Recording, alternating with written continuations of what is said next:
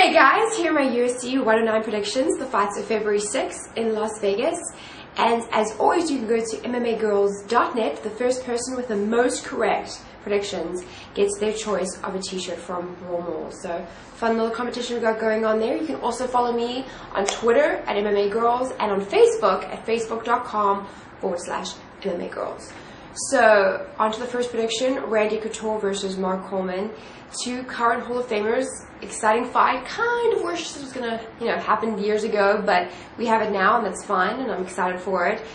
Coleman. A lot of people are thinking that he can beat Randy. He has a win over Bonner. He out-wrestled him. He controlled him, and a lot of people are thinking that he could do the same thing. He could possibly take Randy down, keep on the ground, cause some damage, and possibly grind out a decision. I don't know. It's so hard because this fight to me really could go either way. I can't bet against Randy. I can't bet against Captain America. Every time I do, I end up being wrong, except in the Nogueira fight. It's interesting. It's an interesting fight because if Randy does get taken down, I wonder if he will make Coleman expend more energy, in the sense that more energy than he did with Bonner. It's an interesting fight. Like I said, I can't bet against Randy. I think he has the edge in the stand-up. He kind of has a very good technique with his Western style boxing. So I'm going to go with Randy by decision, but it could go either way. Coleman could get a decision as well, but I'm going to go with Randy by decision.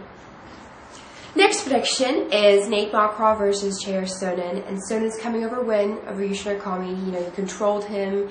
He used his wrestling, and he could do the same to Nate. I think that Sonnen's hands are underrated. He has really good boxing, and he has really good fundamentals.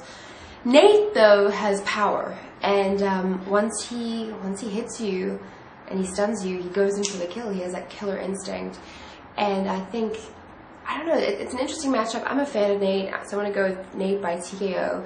I think that he has, even though I think Sonnen has good hands, I think that Nate has the edge in the stand-up, and I think that's what's going to come into play. So I'm picking Nate by TKO.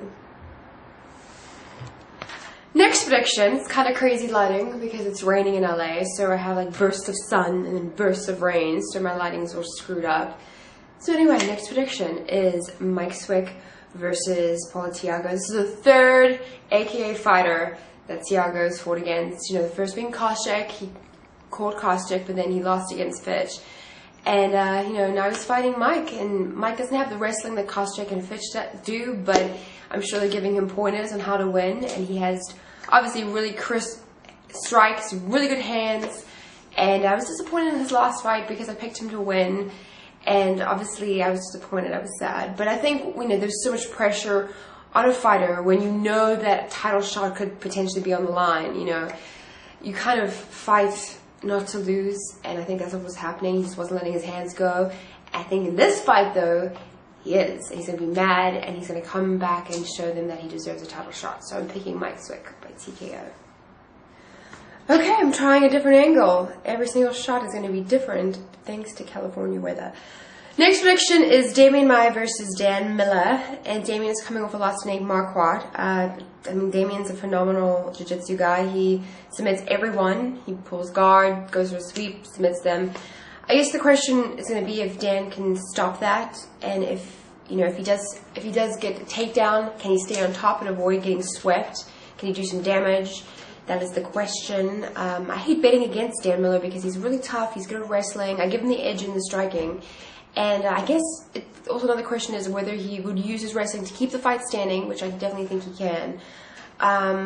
It's a really good fight. I'm looking forward to this. I'm actually really excited for this card. Every single fight is exciting. And but I'm going to go with Damian by submission. Even though, Dan could definitely get a TKO, I'm going with Damian by submission. Last prediction is Frank Trigg versus Matt Serra. Serra has the jiu-jitsu, Trigg has the wrestling, and to me, with the stand-up striking, it's anyone's game. Serra's not afraid to stay in the pockets, and, Trigg, wasn't afraid to really trade with Koscheck, and I think it's, like I said, it's anyone's game. I give Trigg the advantage because with wrestling, a wrestler can decide if he can keep the fight standing or take it to the ground, and with that being said, I think that if Trigg takes Serra down, he has to be careful about, not getting submitted. And it should be an interesting fight. I'm going to go with Trig, though, by decision. Woo!